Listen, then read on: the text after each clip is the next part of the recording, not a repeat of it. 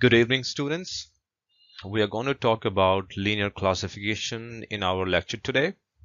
It is a problem of finding a straight line boundary that splits data set into two classes such that the data points on one side of the line have a label which is different from the labels of the data points on the other side of the line. And we are going to focus on two established ways of finding the straight line classifier. The first one will be the perceptron classifier or perceptron learning. So this is the basic, most simplest type of linear classifier, which forms the building block of a more complex and non-linear classifier such as artificial neural networks that we are going to talk about in our next lecture. And the other way to do it is to use another famous method known as the support vector machine. And this method actually finds a lot of applications in real life, such as handwritten characters recognition, as well as in case of image processing. So anyways, let's get started with the perceptron learning. So here, perceptron is defined as a linear classifier that partitions data points into two sets. And each set has a label 0, 1, good, bad, true, false, etc. And a generalization of the problem assumes that each data point X has n attributes or n dimensions, n components or n values, right? So we saw in our last lecture a case, and we are going to take up similar examples where n is set equals to 2. So two-dimensional data points.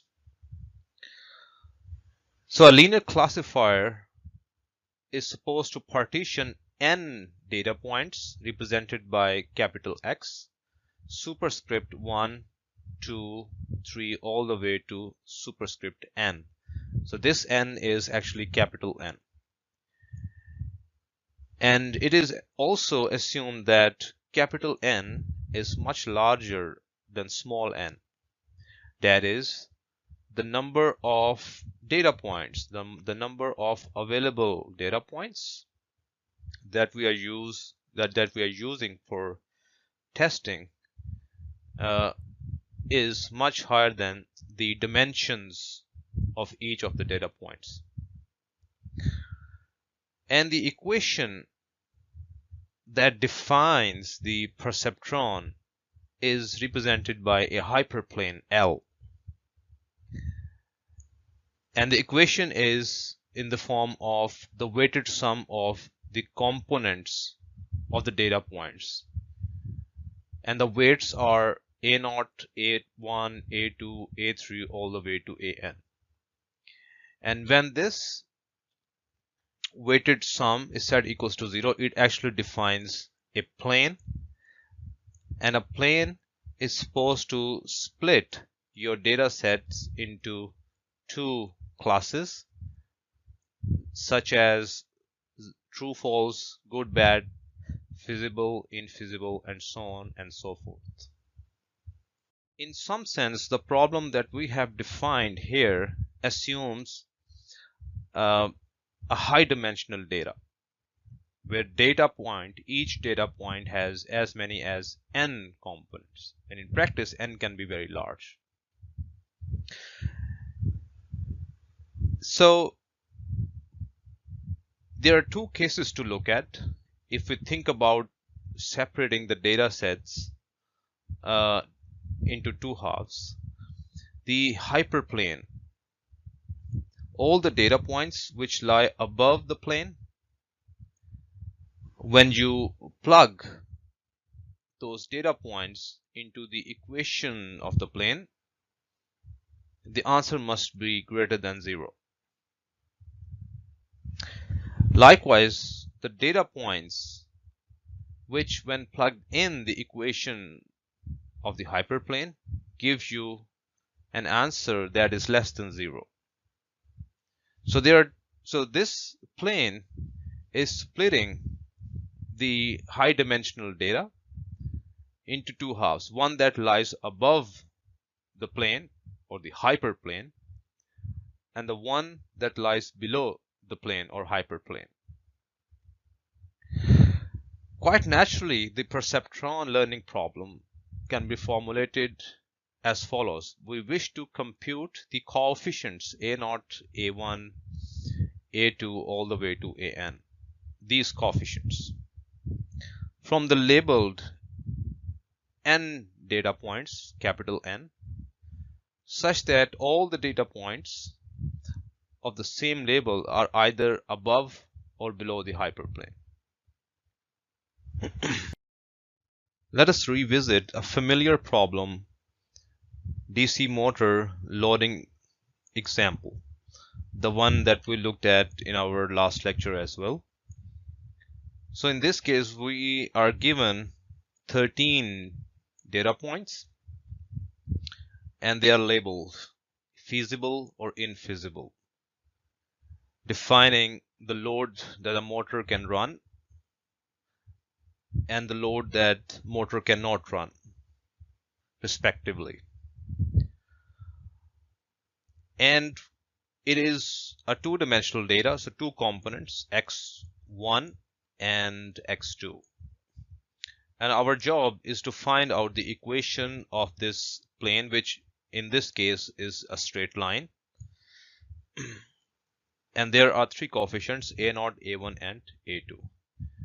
And whatever straight line that we compute at the end of the day must split the data set into two partitions such that the data sets in each partition have a label which is different from the label of the data set which are in the other partition. One way to split the data set into partition is to use an equation of the form 5x2 minus x1 plus x1 minus 10, and it can be seen that this straight line successfully performs the splitting such that the data points with the same label are on one side of the line and the label of the data points on the other side of the line is different, that is feasible in this case. So that begs an important question, that how can we actually learn these coefficients 5, 1 and minus 10? More specifically, how can we write down a computer program which can automatically learn the coefficient and give us the classifier? So the perceptron learning rule goes somewhat like this.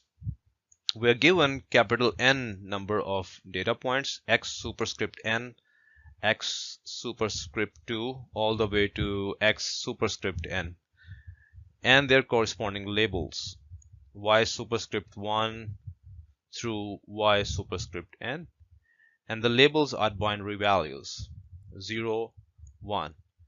But in many practical situations, we prefer -1 and 1 instead of 0 and 1. And we're going to do the same in the example to follow. There is an important parameter in case of learning, machine learning algorithms, and also in case of perceptron learning as well. This is known as the learning rate. So this parameter alpha defines how quickly you are going to update the coefficients a0, a1 through an. So higher the alpha, quicker the learning. But then the learning may not converge. But on the other hand, if you keep alpha to a small value, then the learning may be small, the learning may be slow, but then the converse may be guaranteed or more reliable. So in some sense, this alpha needs to be controlled carefully. We're not going to talk a lot about how to adjust alpha in this specific case, but in general, this alpha needs to be upgraded very carefully. So anyways, we are going to initialize the weights, which means the coefficients a0, a1 all the way to an to some arbitrary values. And we're going to also initialize alpha to some large value, hopefully not too large. In practice, alpha can be initialized to 1 or something like that. Now this is an iterative program, the pseudocode of an iterative program, and whatever we have written here needs to be executed iteratively several times till convergence of the coefficients a1, a2, an. So the whole purpose is to update the values of a0, a1 through an numerically until we see that these values have begun to settle and to converge. So for each data point x superscript I, we're going to update the coefficients, and in fact we're going to update all the coefficients a0 through an. So you can pick the data points randomly and perform the update, and then if you repeat that process several times till convergence, then by the end of the program you will have the values of coefficients which define an adequate classifier, the perceptron classifier. So let's take an example with n equals to 20. So we have 20 data points, and these are shown as the MATLAB graph here. The learning rate initialized to 1, and it will remain constant throughout the example.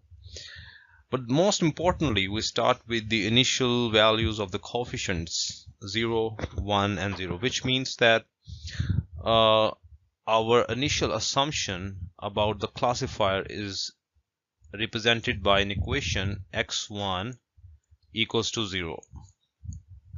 So as you can see that this x1 equals to 0 represent a vertical line like this. So this is the initial classifier, the classifier at the very first step or the iteration, the classifier which we are going to start with. And this is nowhere near the classifier that we are trying to get, which should be splitting the data points, the invisible ones, to be separated from the visible ones, or something like this. So anyways, in this case, when you run the algorithm, then after a few iterations, the coefficients are updated like this. So now we have a straight line, this black line represented by a label, the CN boundary. It has turned more horizontal after a few iterations, and the updated values of the coefficients are listed as follows. So again, as you can see that the perceptron learning is constantly updating the coefficients of the classifier, but still we are very far away from the classifier we are looking for. So till the previous iterations, where we had a straight line such that all the data points were falling below this straight line, now the algorithm is constantly trying to update the weights such that some of the data points which have a label invisible,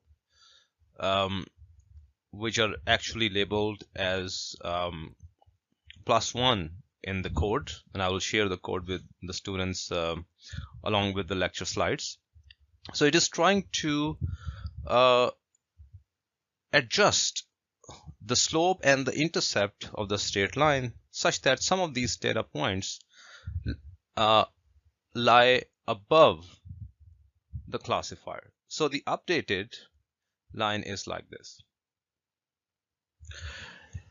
So at this point, it is nice that all the red dots, they are lying below the straight line, but we still need to find a way to get these guys lie above the straight line.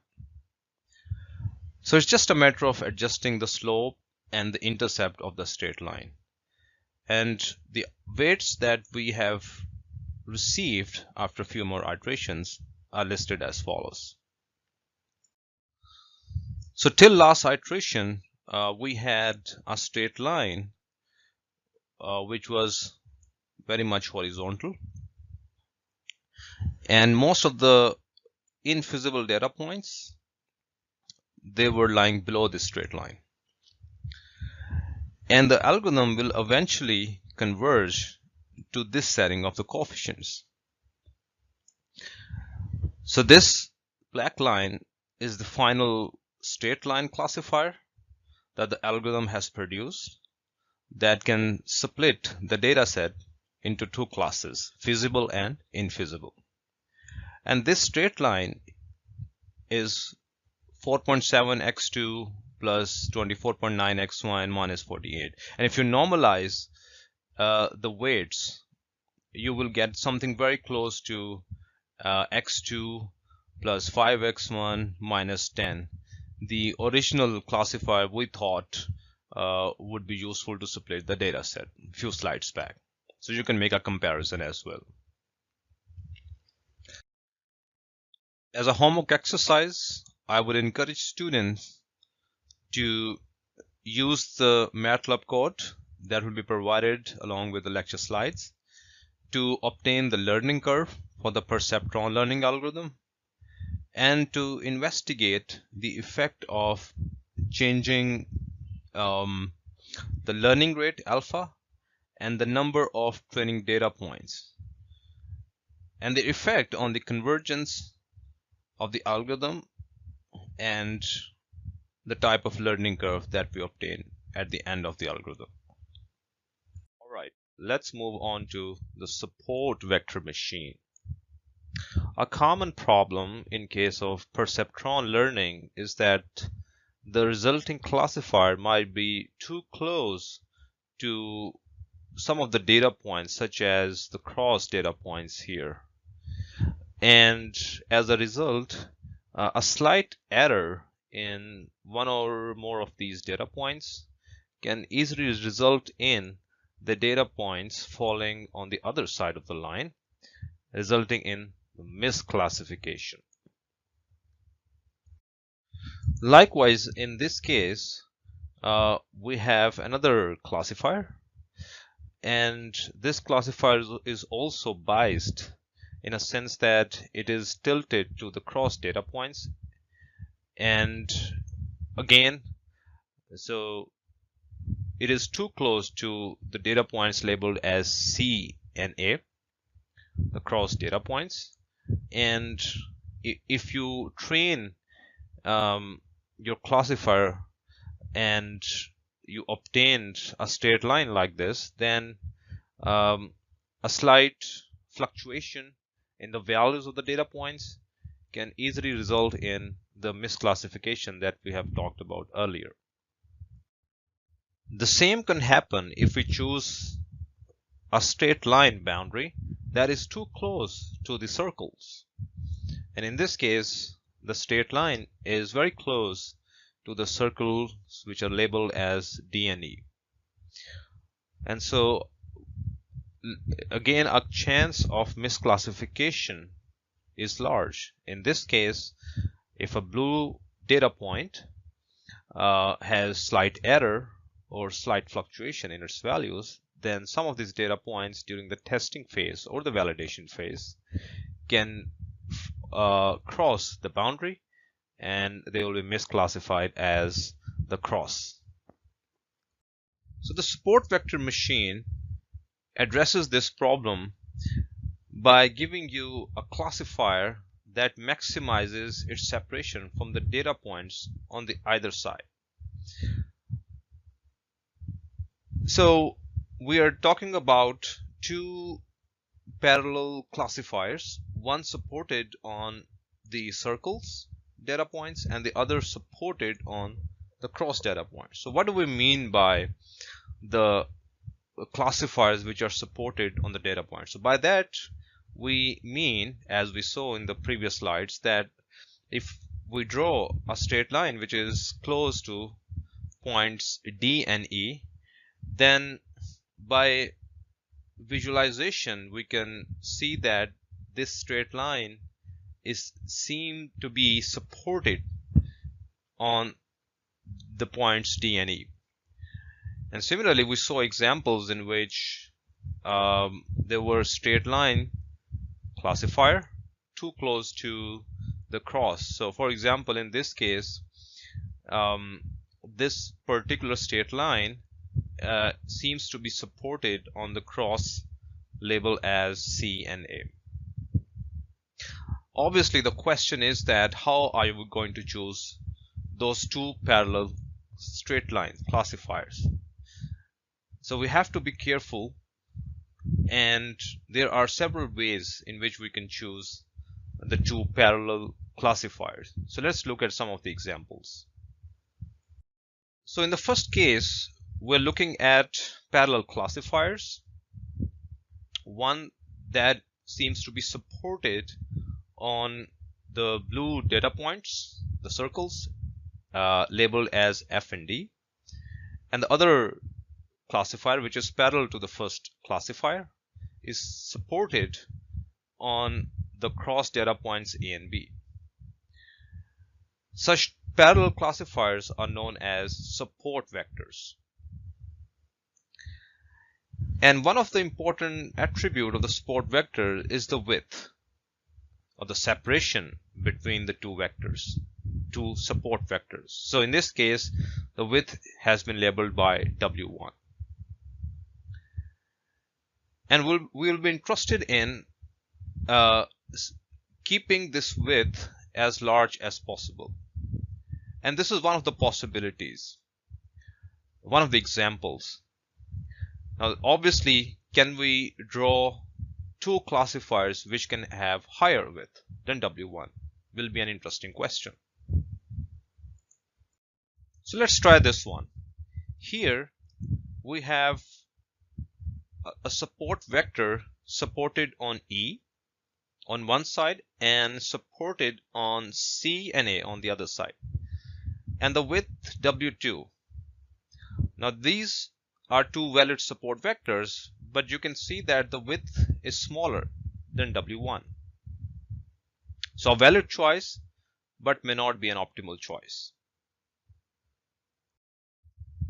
And this one looks better.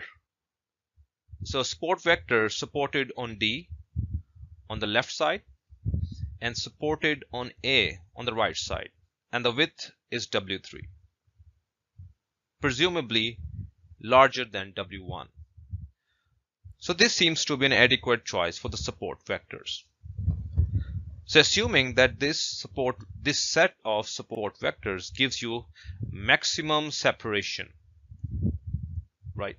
So the goal of the support vector machine, one of the goals is to maximize the separation between the support vectors. It is going to give you support vectors which maximize the separation between two subsets of the data points.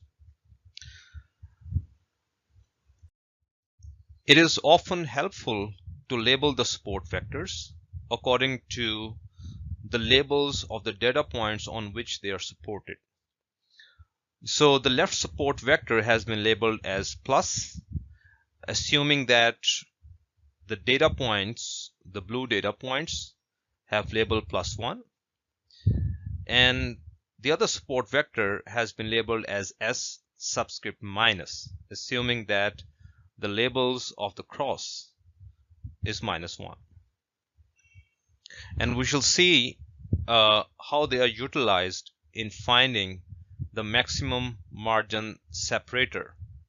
The goal of the support vector machine is to find out a classifier which has maximum separation from the data points on either side by doing an example. Finally, once we have found the adequate support vectors, then constructing the maximum margin separator is rather easy.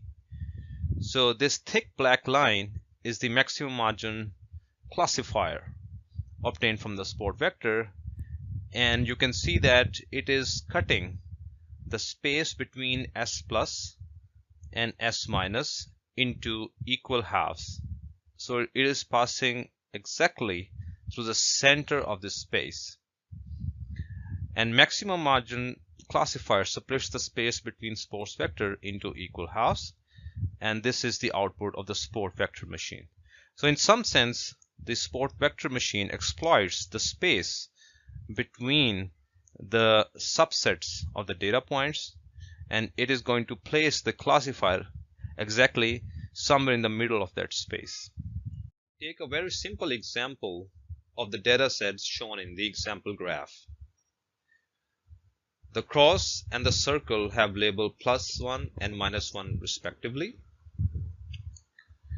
and our job is to calculate the equation of maximum margin separator using support vector machine, often represented as SVM. The first step is to identify the points for each subset on which the support vectors are going to be supported. So here from the example figure, you can see that the data point labeled as C is very close to the two data points of the cross subset A and B. So these 3 points are the candidates for the support vectors, and we are going to write them down in the form of vector notation. So it is in the form of vector that we have represented A, B, and C. The first component of the vector represents the value of x1, and the second component represents the value of x2. And when they are written in the linear algebraic vector form, these data points corresponds to the vectors s1, s2, and s3. We seek to find an equation of a straight line of this form: w2 x2 w1 x1 plus w0 all added up equals to 0. And we define a vector labeled as small w as containing these coefficients, but in a slightly different order, starting from w1, w2, and w0 as a third component. And this vector w is obtained from a linear combination of the vectors s1, s2, and s3 that we saw in the previous slide. And we wish to calculate the values of alpha 1, alpha 2, and alpha 3, and these are going to be obtained by solving a system of linear equations. And what we want to achieve from this exercise is to obtain a maximum margin separator, a linear classifier which is splitting the data sets into two halves, something like this. So the procedure that we have adopted is obtained after simplification of a convex optimization problem. Its working and details have been skipped from our lecture and discussion, and we are looking at the end result and how to use that result. So anyways, we need to solve 3 linear equations for alpha 1, alpha 2, and alpha 3. and they are of the form alpha 1 s1 plus alpha 2 s2 plus alpha 3 s3, and we know the values of s1, s2 and s3. But we note something interesting, which is this dot product over here. So the left hand side, the whole left hand side has been taken and it is to be computed as a dot product with s1, and the right hand side is plus 1. And the reason is that this vector s1 corresponds to the data point cross labeled as A, if you remember. So you can go a couple of slides back and you can verify that s1 corresponds to the vector representing the coordinates of x, and it has label plus 1. The other equation, the second one, alpha 1 s1 plus alpha 2 s2 plus alpha 3 s3 dot product with s2, and s2 represents the cross data point labeled as B, which also has label plus 1. So the right hand side is plus 1. And the last equation takes a dot product with S3, which is this data point, C, label minus 1. So the right hand side is minus 1. So notice this dot product. And again, we have skipped the discussion, how do we get the dot product here in the system of linear equations. That is not the scope of our lecture.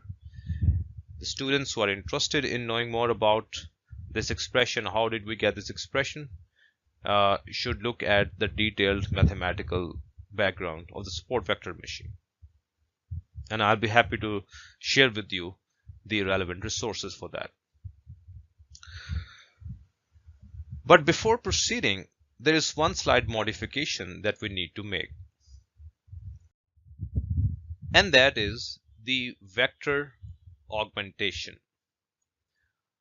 So for each of the three vectors s1, s2 and s3, we add a third component with the value 1.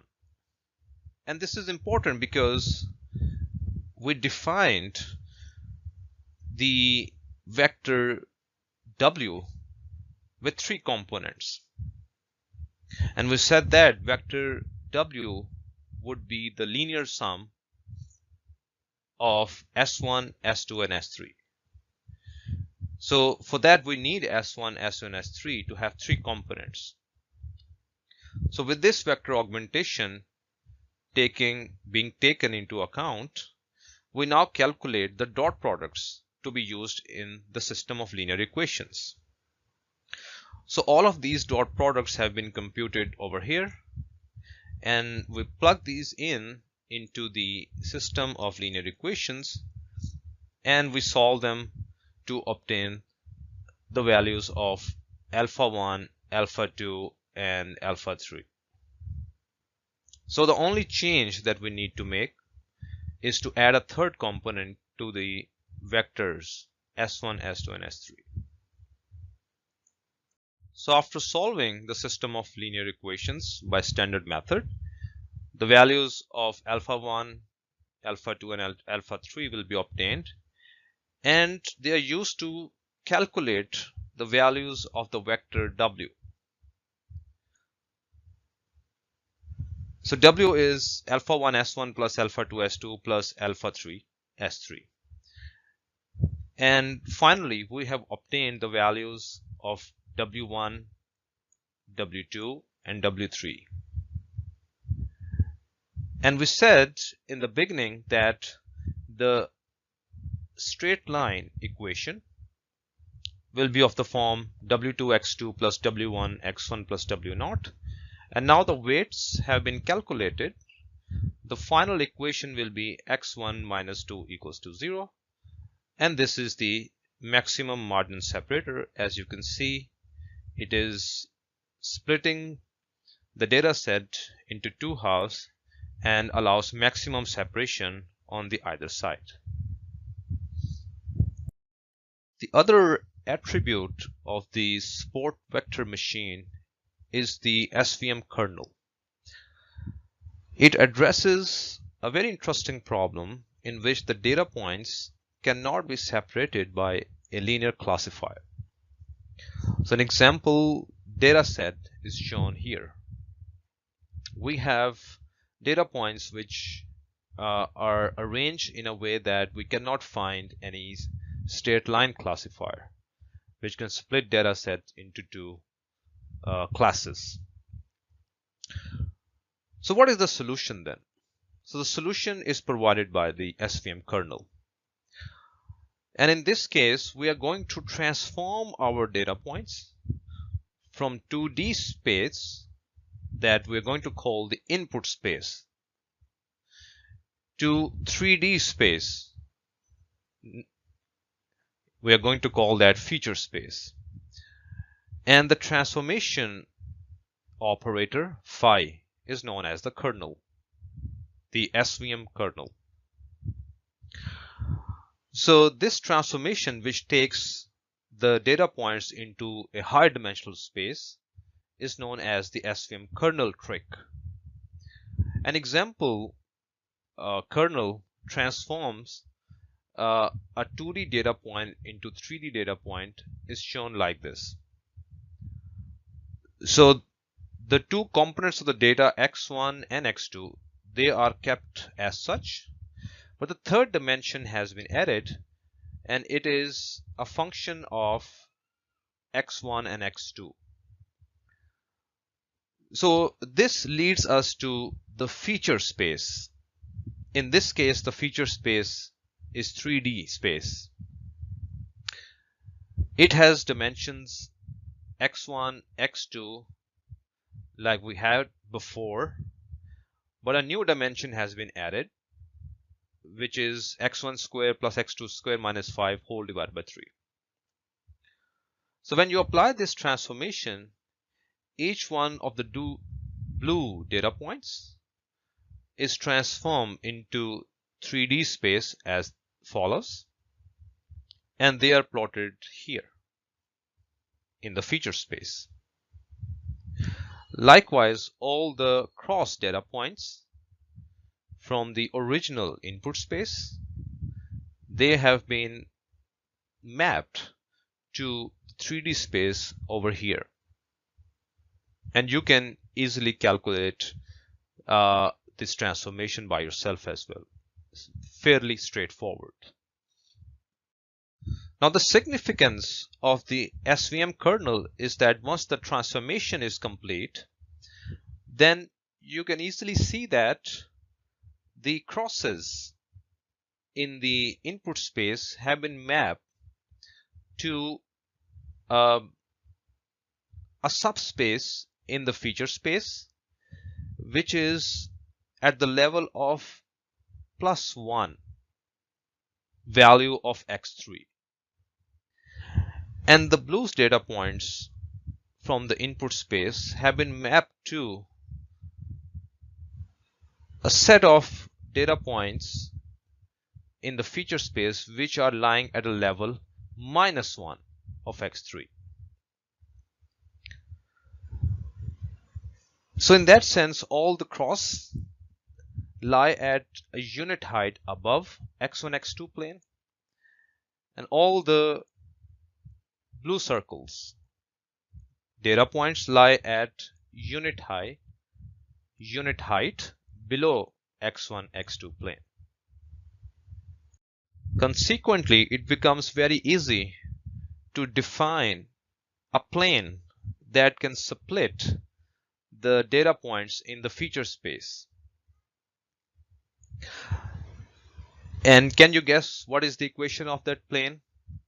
Well, that plane is very simple. This is simply x3 equals to 0. That is the plane. xy, x1, x2 plane. So x1, x2 plane drawn like this. So all the points which are above this plane have the same label, and all the points below this plane have a same label which is different from the points above the plane. And since the equation of the plane x3 equals to 0 defines the plane in the feature space, you might want to ask, what is the equation of the curve or the plane that splits the data points in the input space here? And if you think about it, it is going to map to the circle or some kind of a circle. Well, it is going to be a perfect circle in the input space, something like this. So this means that by transforming the data points to a high dimensional space, it becomes possible to define a plane or a linear classifier which is capable of splitting the data sets. And once it is mapped back to the input space, we can see that it is no longer a straight line, rather it is going to be a circle. And if we had tried to solve this problem directly without the transformation, it would have been somewhat difficult. Why? Because it is much difficult to think about a nonlinear classifier directly and to learn about its parameters. So this indirect method gives you a way to define a nonlinear classifier, a trick known as the SVM kernel trick. While transforming data points into the high dimensional space is one way to be able to have them splitted by means of linear classifier, there are other methods that the support vector machine provides. And in this case, we are going to transform input space to the feature space such that both the spaces are 2D spaces. So you can see that both the graphs, they are 2D graphs. But the transformation in this case might be a bit complex, although not too complex. And we are going to transform each one of the data points from the input space to the feature space. And in the new space, the feature space, you can see that the data points can be split into two classes easily by means of the straight line. And that may look somewhat like this.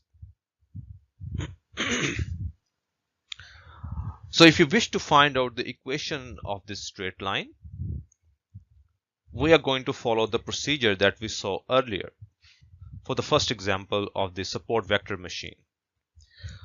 So the 2 points which are closest and they belong to the 2 different data sets have been assigned the vectors phi s1 and phi s2. And we are going to work with phi s1 and phi s2 along with their labels for the rest of the computation. So phi s1 1 1 and phi s2 is 2 2, as you can see from the feature space. But before proceeding, remember we need to perform vector augmentation. So phi s1 becomes 1 1 1 and phi s2 becomes 2 2 1. And then the maximum margin separator has a straight line whose coefficients are given by w1, w2 and w0 as before. And these are written as linear combination of phi s1 and phi s2 with the unknown coefficients being alpha 1 and alpha 2. And again we develop a system of linear equations. There are going to be 2 equations in this case, and you have to match the labels. -1 goes with s1 and +1 goes with s2. And if you solve these linear equations, you get alpha 1 equals to 4 and alpha 2 equals to 7, and the equation of the maximum margin separator turns out to be x1 prime plus x2 prime minus 3 equals to 0. So remember, x2 prime is phi x2 and x1 prime is phi x1. So these are the transformed coordinates. We're not interested in their actual values, but we are interested in this separator. This is the maximum margin separator in the feature space. Now at this point, can you think about how this maximum margin separator, which is a straight line, would map back to the input space? And I imagine most students would have guessed it correctly. It is going to be a circle whose radius is approximately 2 and is centered at 0. But the other part of the classifier is this one.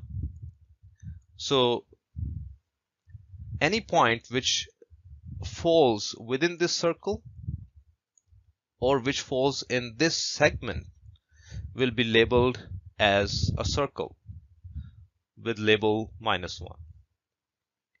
And all the points which do not fall inside the circle or in this region will have label +1. So that concludes our discussion of the support vector machine, where you can calculate a non-linear classifier by means of the kernel trick and by transforming the input space into the feature space. And I would strongly encourage students to refer to the solved example given in the supplementary notes. As a homework exercise, please try to think about a mechatronic system example of support vector machine. More specifically, you are required to show that by transforming z-plane to the s-plane, the stable and the unstable system poles become linearly separable. And to solve this problem, I can share with you a hint.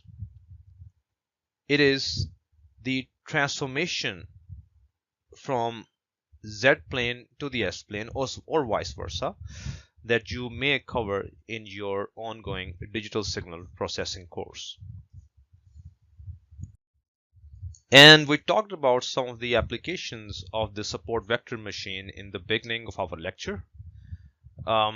These are used in image processing quite widely and in several medical applications. But it would be helpful if you can construct a table to compare merits and demerits of PERCEPTRON as well as the support vector machine and make a list of some of their famous applications. And with that, I would like to conclude the lecture. I would like to schedule the question and answer session tomorrow, that is on Wednesday at 3 p.m. So I will coordinate with the CRs of both sections and hope to see you there then. So until then, it's goodbye and have a nice day. Thank you.